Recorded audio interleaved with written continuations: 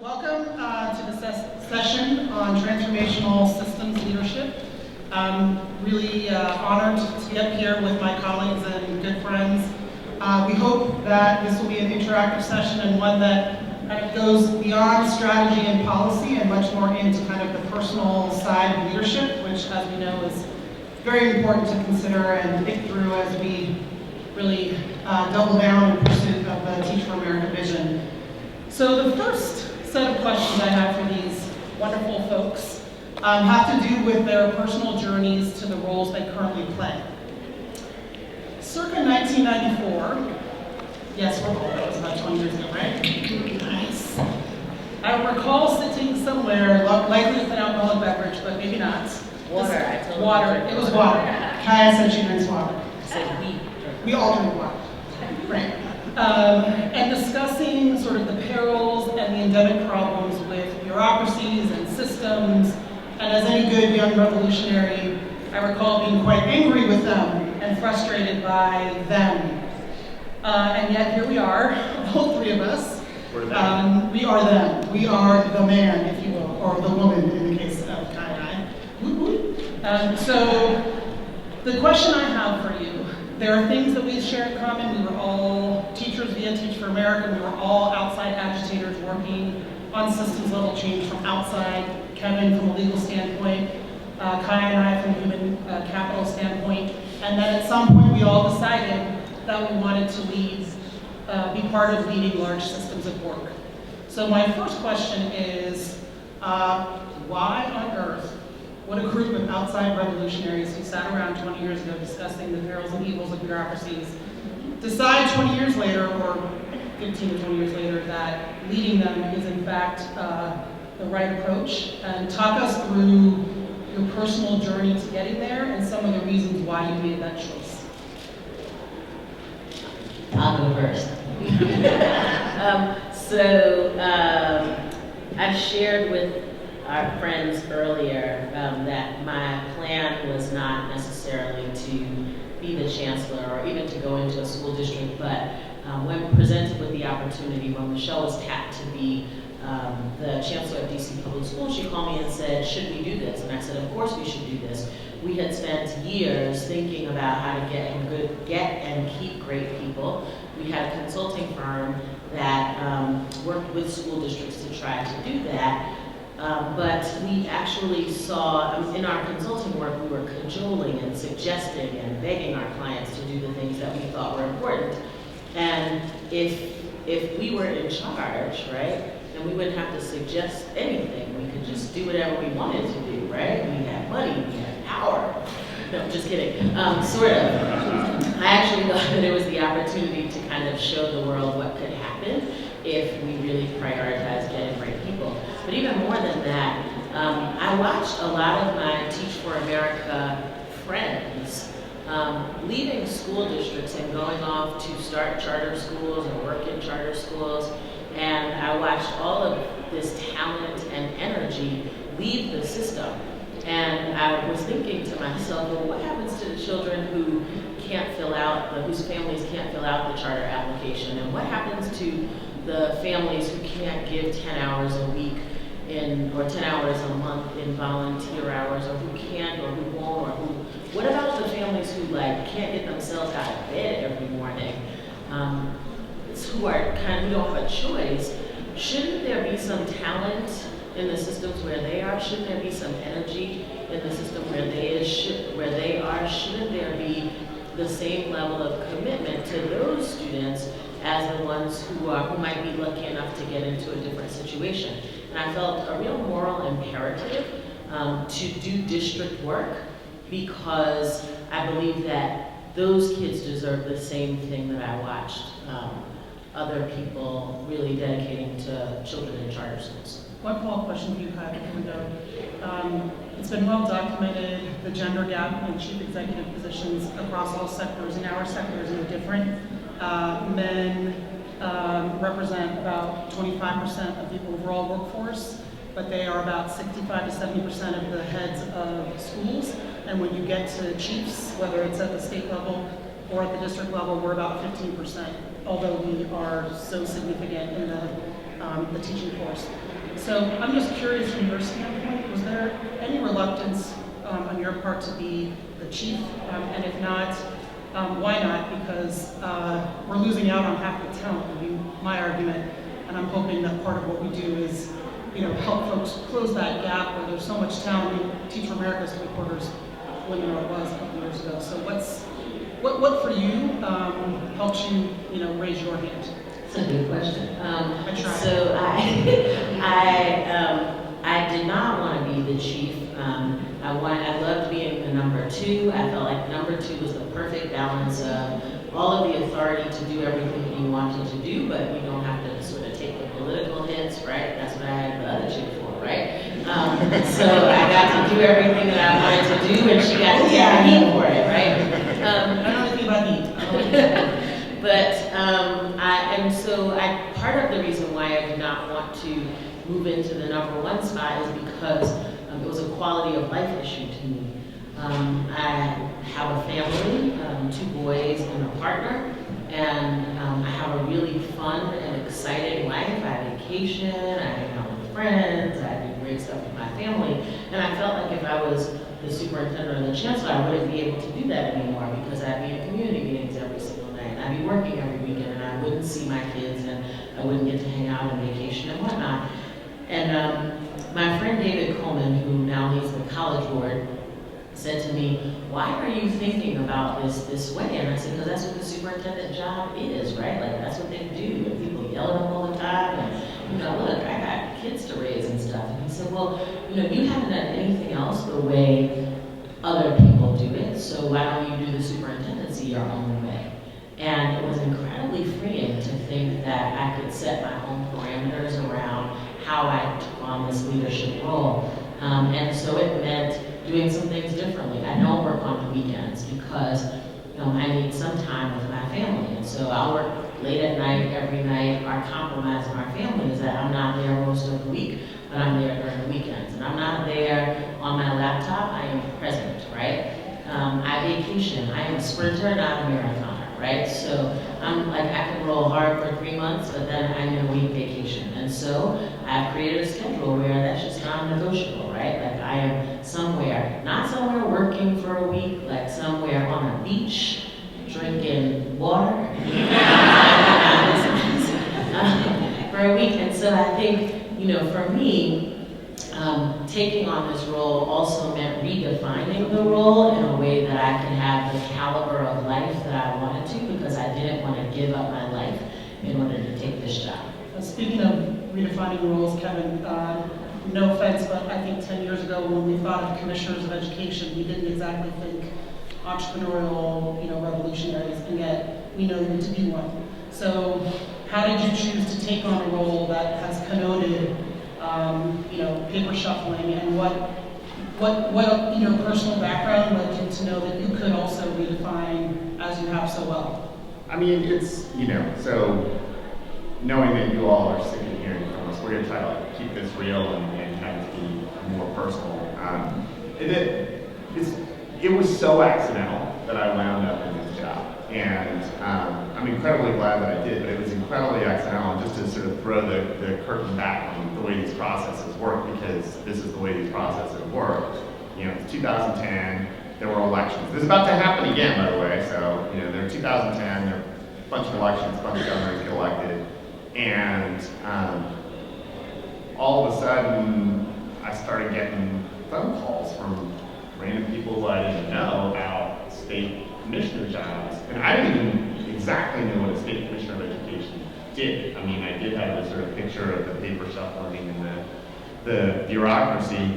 And you start to realize as you get into a process like that what happens is these people get elected and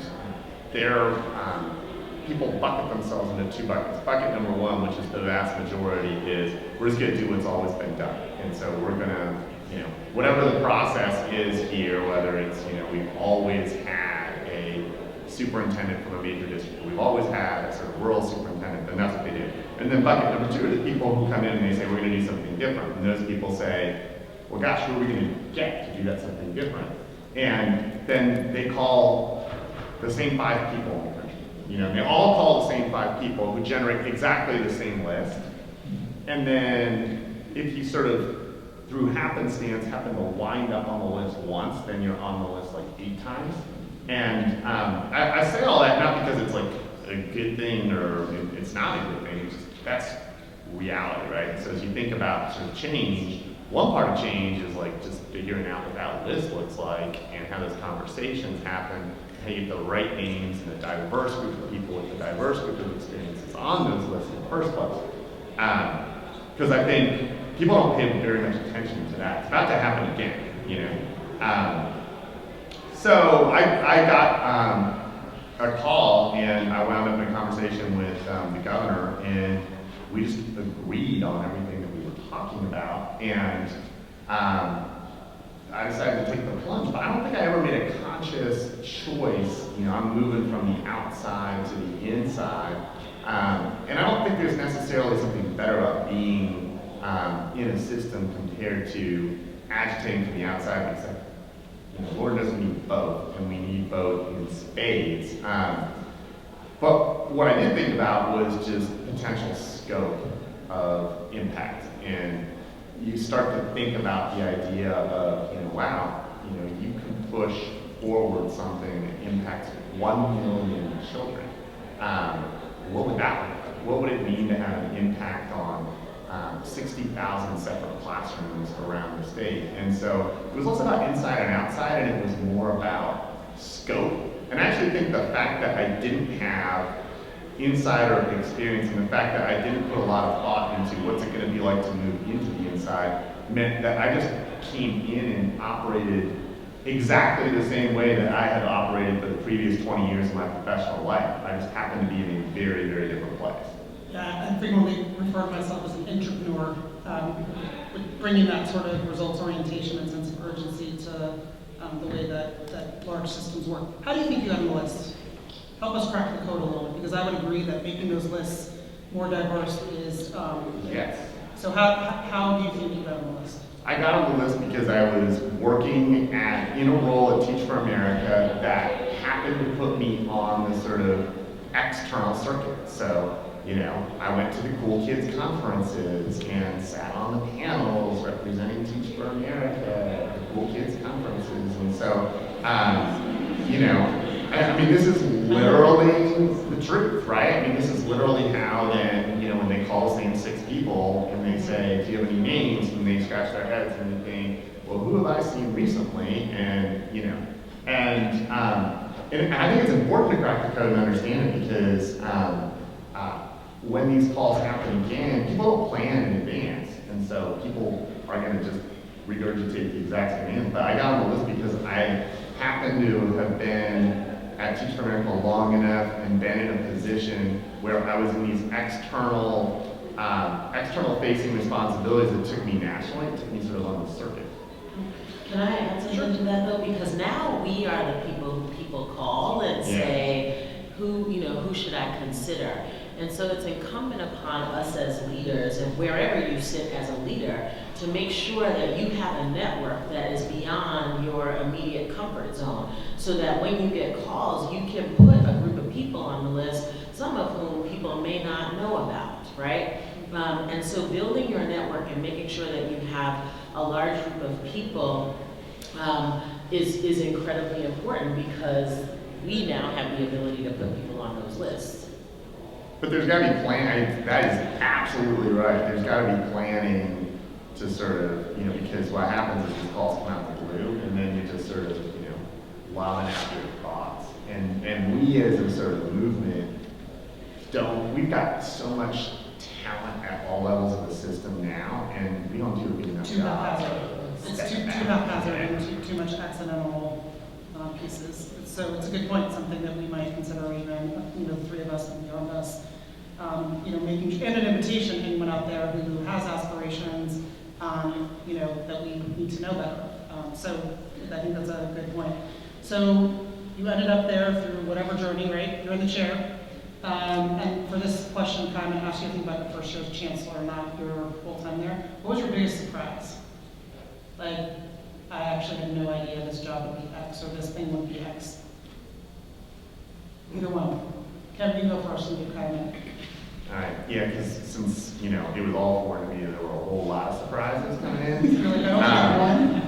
I think I didn't get the extent to which the public conversation wasn't about kids. And at some level, obviously, that decisions aren't being made in a way that is the best for kids. But I didn't get the extent to which just overtly you can sit in a room of people and never have anyone say student, kid, child. And the extent to which overtly decisions could be made strictly on the basis of whether adults were happy or not. Give us an example, Kevin. Give us a specific example if you would. Sure. So, first of all, personnel decisions, you would highlight a particular person and say, clearly this person is not actually implementing policies that are helping children, as evidenced by the results. And the conversation would immediately go to, who do they know, who are their allies, who are their backers, what's the impact going to be of making that move. And by impact, it's not impact on kids, it's impact on a bunch of adult actors. And I can think of a couple of very specific conversations about people where just, overtly the conversations about, but that person is, such and such a political actor is a real fan of theirs. And I think that thought process is there, but you can get in the sort of, if you're in the Teach for America world where I lived, I think you think maybe it's just sort of like people just think it and feel a little guilty about it, and you don't realize that's actually what people talk about.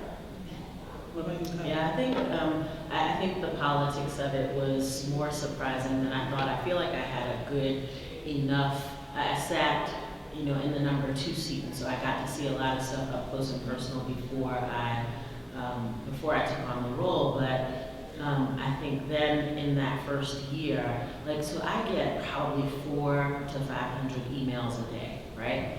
Which is massive. And I answer all my own emails, so it gets a little overwhelming.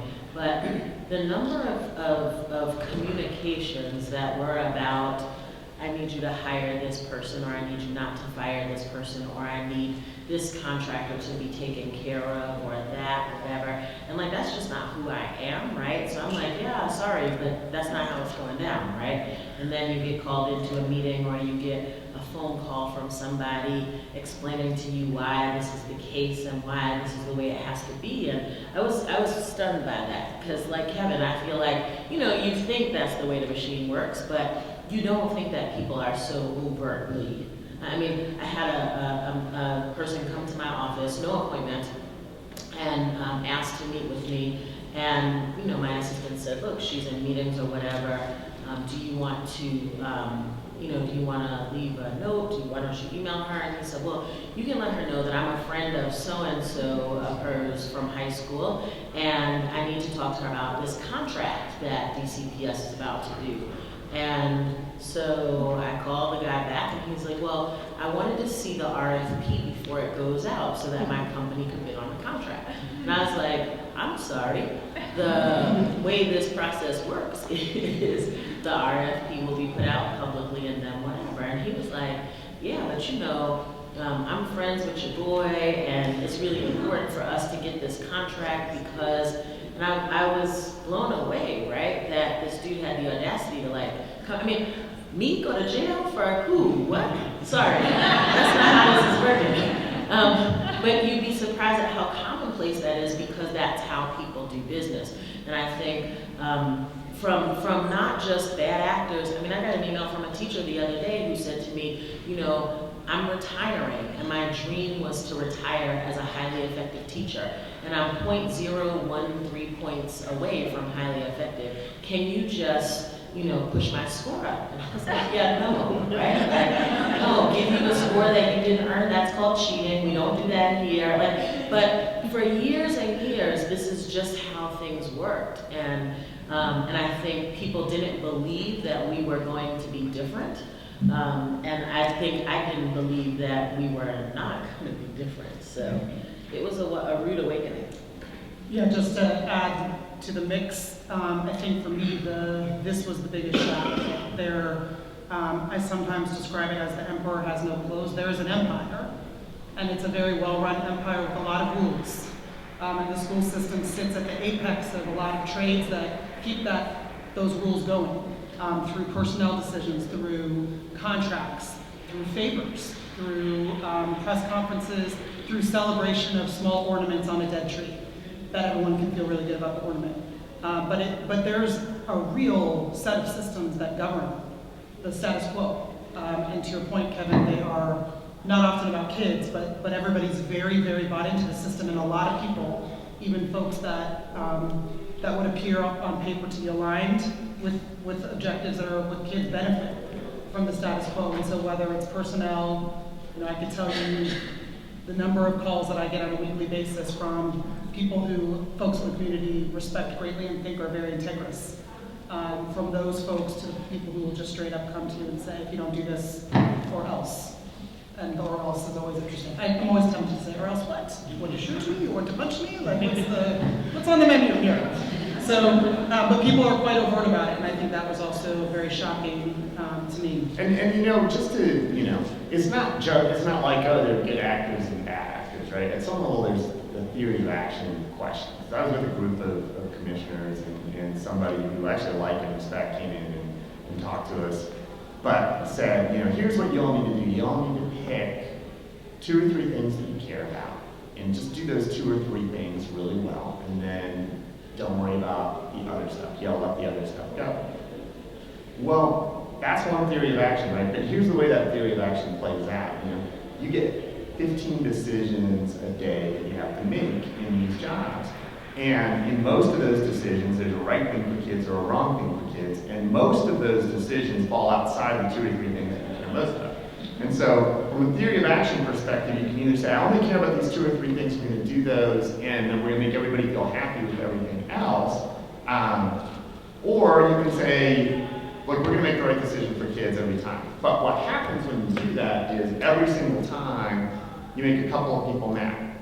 And what you find is it's sort of like, it's just, all you did was make 5 people mad with that decision. All you did was make 6 people mad with that one. You only made 3 people mad with that one. And then you get to the end of the week, and it's like, wow, It's a coalition of mad people. I made a lot of people mad this week. And it starts to add up. And so I do think that's the sort of challenge. It's not just like people go into these roles and they think, I'm going to be a bad guy and not care about kids. It's people start making choices about what they're going to protect or not protect, and they lead to these weird systems. So let's get to how you then sustain yourself, given some of the dynamics that we just illuminated. Before we do that, I'm going to play a little speed round. So for the purposes of this section, you only get to answer with a word or a phrase. All right? Ready? How long is a phrase? Yeah, don't redefine a phrase, Kai. I know your moves. I know your moves. So when the task seems most daunting, what do you tell yourself? I'm making a difference. I think what's the right thing for kids? Who do you call when? I'm going to give you a couple. Who do you call when you need tough love? Michelle Reed. I'm going to answer differently.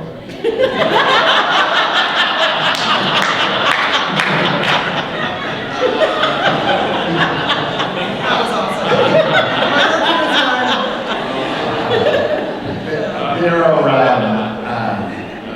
There are 2 commissioners who I think do the right thing a lot, who I call, who can give it to me straight. And John White is one of them, and Hannah Scandera in New Mexico is another one. They'll give it to me straight. Who do you call when you need a hug, when you need someone to say, you're doing the right thing, you're awesome? My wife. My man. Okay. Who do you call when you need to reconnect with the reason why you took the job? Tammy and Kevin. Yeah, I mean, it's you all, it's John, people like that. You said one word and phrase, and he's writing a book.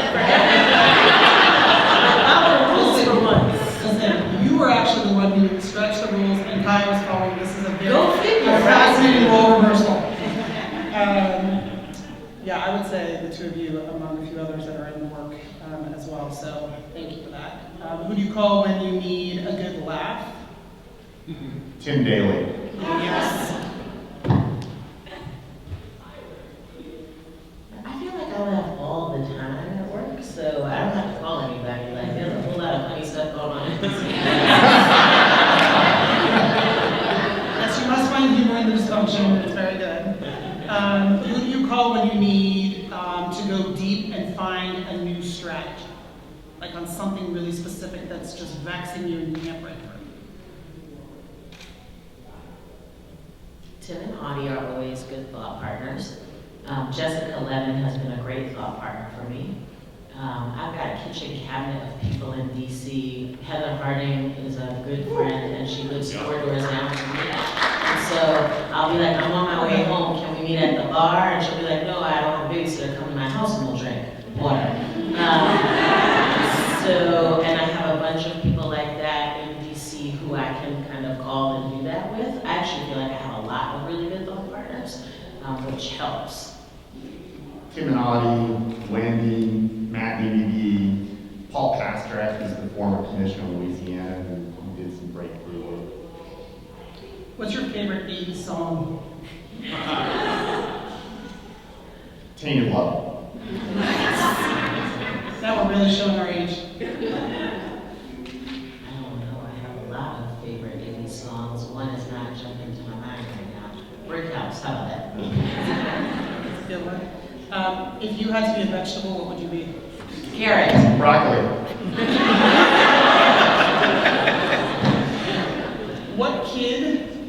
What kid do you think of when you feel like you can't go on? What student or kid? Actually, I think of my 8-year-old, right, who is amazing and bright and persistent and wonderful and bullied at school and was a slow reader, but is as smart and bright as anybody in this room. And I feel like if we can make it happen for him, right, then we can make it happen for everybody. And I think being a consumer of the system has made me a very different leader of the system, because every single day I make the kinds of decisions that I want for my kids, which I think makes me a better leader for the other 47,000 of my kids. I think outside of my own kids, the dichotomy of a couple of kids who I taught who started out in the same classroom with some of the same challenges, and when I started, I heard from a few of my former students, and I taught first and second grade, and thanks to the power of social media, people can find me now. And I heard from a couple of kids who graduated from college, and it's so powerful to hear their story. And one of them, in telling me this, was telling me about some of the other kids who he had kept up with from the first grade class who graduated from college. And one of the kids who had died in gang violence, and I thought back to, you think back to what they were like in the first grade, and start to see the path diverge. Not just, it's not just about home, right? Like, you can see the path diverge academically, and you realize that that path never stopped diverging. And this is powerful stuff that people are tasked with doing every day in classrooms. Last in the speed round. If you had to identify, I'll give you 2 on this one, the essential characteristics necessary to drive transformational systems change. Pick 1 or 2 essential qualities of a leader who truly is able to attain breakthrough results. I'm going to go for 3 for the win. I got no power here. So I would say one is courage, right? In a very real way, the stuff that we do every day is dangerous and revolutionary and radical, and so I think courage is one huge one. The second piece, I think, is creativity. If you're talking about transformational change, you have to think in completely different ways, and so I think one of the very important things is to make sure that you have the opportunity, that you create the time and space to be able to think out of the box, to be able to learn new ways of doing things. And then I think the third thing is empathy. We're in the people business, and I think being able to empathize with people, to understand their situation, to understand the way they are looking at the same situation as you are, is critical in terms of good leadership. Courage, creativity, empathy. Since you picked three, I'd say clarity, courage, humility. Decisions are so much easier to make if you have clarity about what it is you're trying to do. It just makes, it doesn't make the aftermath of the decisions easier, but it makes making the decisions really easy. Courage for all the reasons that Kai articulated, and humility because you don't want to be one of those people who starts to buy your own BS about stuff, and you don't want to be somebody who starts to think that, you know, because test scores went up by 5%, that kids' lives have, you know, completely transformed. You gotta be real about what's going well and what's not going well, and what work is still ahead. So what's your self-care plan? Try to be as specific as possible. These jobs are relentless. They are dangerous at times, emotionally, physically. They are draining. And you know, you become the target of a lot of really tough stuff, and often quite publicly.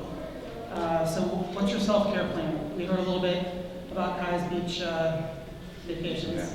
But try to give some more specifics. How do you sustain yourself in work? How do you make sure that you have a sense of perspective? And to be humble, to be reflective, to be clear, all of which can get quite muddy when you're exhausted and under siege. So how do you prevent yourself from getting there? I think Kai's such a good role model in a lot of this stuff. But you know, I think in the ed reform world, there are too many people who just love to look busy all the time. And it's like, you know, they are busy, but they love to look busy, you know, and you call them and they're always like going through security at the airport, or you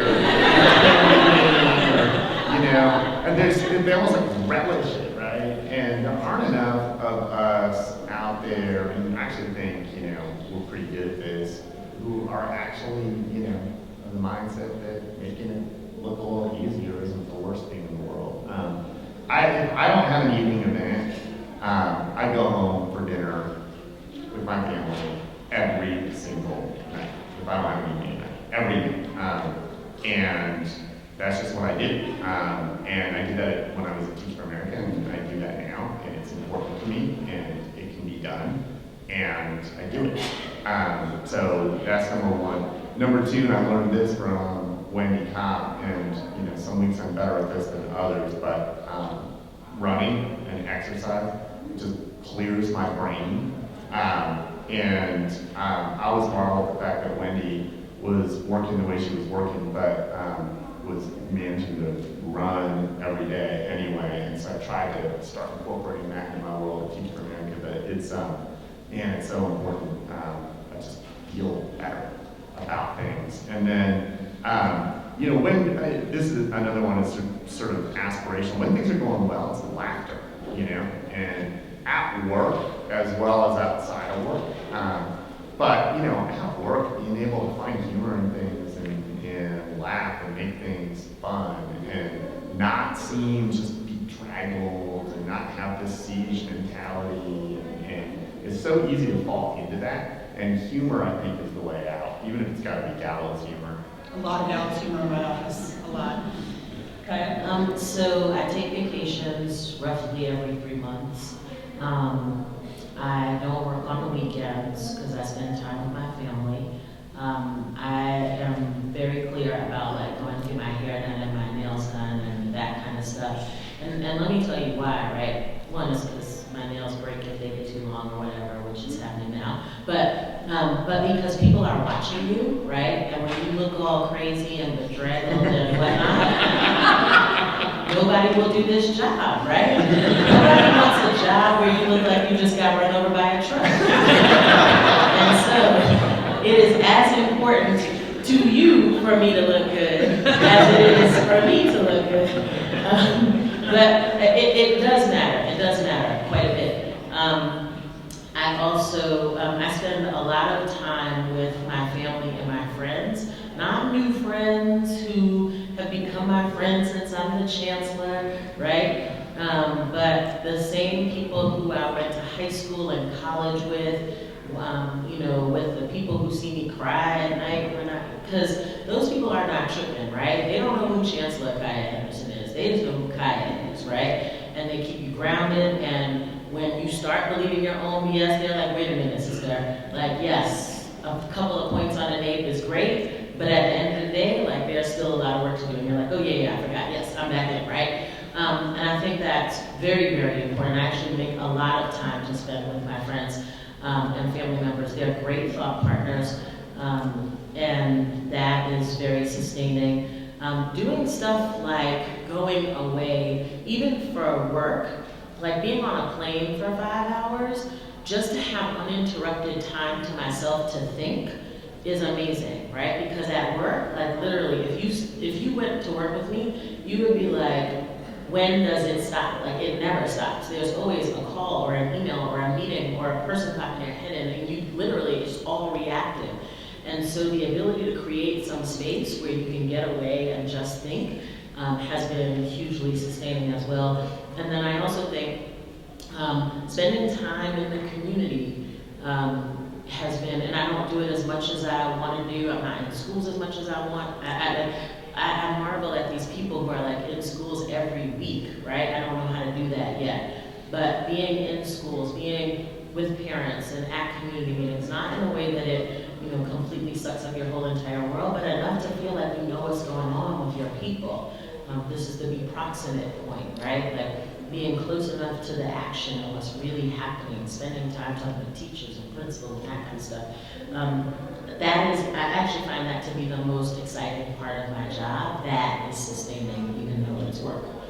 Yeah, for me, going to schools every week is a must, because otherwise I feel like managing the crazy is all I do. And that connection to students and teachers and principals is the only thing that keeps me, feeling like I'm doing the work. And it also gives me perspective. How's that curriculum working? Is this framework actually giving us the desired outcome? But also white space, both of you mentioned, there's the idea of space to think. The three of us got together a little while ago and we're planning another session, and we didn't have a big agenda. We didn't have an agenda. Kevin tried to create one. He resisted that. The kind of high and I representing the majority of which I used that approach. But we did do a lot of work.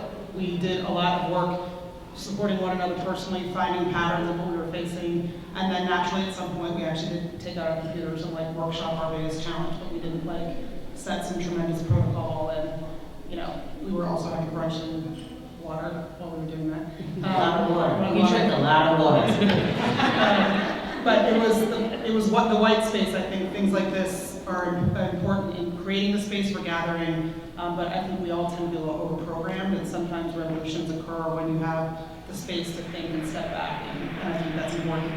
So we're reaching the end of our time. I'm going to ask you each to answer 2 questions as your kind of closing remarks, and then I'll have a few things to say before we wrap.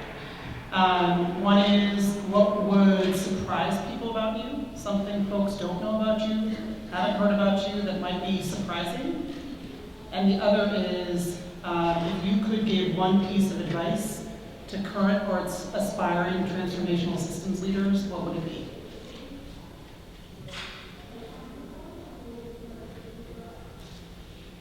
Well, I'm a really good dancer. Actually, that's not true. Sorry, those of you who know that was a joke. I'm a very enthusiastic dancer. That's good. A lot of motion. Yes, that's true. Yes. Wait, I'll give you that. are you going to your next thing? Because I feel like so karaoke, right? Love karaoke. Now, I'm not a good singer. I am a great backup dancer, and if there is a rap clip in your karaoke song, I am all in. I like to know all the words anyway, so it is on and popping at karaoke. Kaya and I did the electric slide with her whole cabinet. It was awesome. Oh. She is a good dancer. Kevin is enthusiastic. You can come visit and we can do some professional development around that. We'll have some videotape it. We'll put it on YouTube, and then we'll really have some interesting dialogue about your favorites. advice, the biggest piece of advice you can give current or aspiring transformational systems leaders? I'll go. So I think be yourself. Whoever you are, people have picked you to lead, or you have gotten to a leadership position because you are being yourself. And I think people crave authentic leadership. And I think so many times we get into these leadership positions and we act like we have to be somebody very different. The same Kaya that you see here at the conference is the same Kaya that you see if you come to my office. Some days I don't have shoes on when I walk around the office. Some days we are doing an electric slide or a wobble or whatever in my office. Some days, and that's the same Kaya that you see at karaoke, it's the same Kaya you see at church. It is, I don't have time to be lots of different people. And people want me to be Kaya. And there's a freedom in leading the way I need to lead. And so whatever you're called to do it the way you do it. You have been chosen to do this because only you can do that. So when you lead authentically, be your full self, and don't be afraid. People are gonna not like you anyway. They don't like you now. They're not gonna like you later. There's only a handful of people who do like you anyway, so keep them close. But do you? I think that's great, and this sounds different, but is ultimately the same thing. Just have real clarity about what your non-negotiables are, real clarity about what it is you're trying to do, and the reason it's sort of the same thing is because you don't have to think that hard. Then it's like being yourself. If you have real clarity, and so for me. Clarity in the job that we're going to make our decisions based on what's best for kids. Clarity in the job that all means all when we talk about kids, and real clarity that all means all. It just makes it a lot easier to make the decisions that come your way, and you don't have to spend all your time trying to wrestle around with the implications of stuff because there's a pretty clear roadmap.